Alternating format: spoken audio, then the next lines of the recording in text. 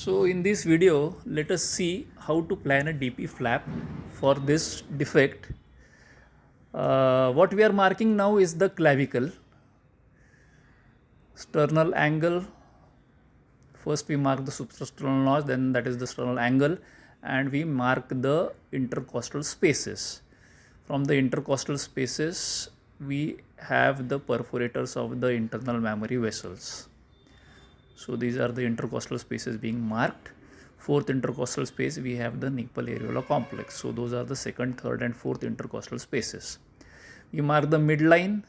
Around 2 centimeters from the midline, we have perforators of the internal mammary, and that is the axis of the perforators. That is the direction in which the perforators go. Then we are marking the lower border of the clavicle, which forms the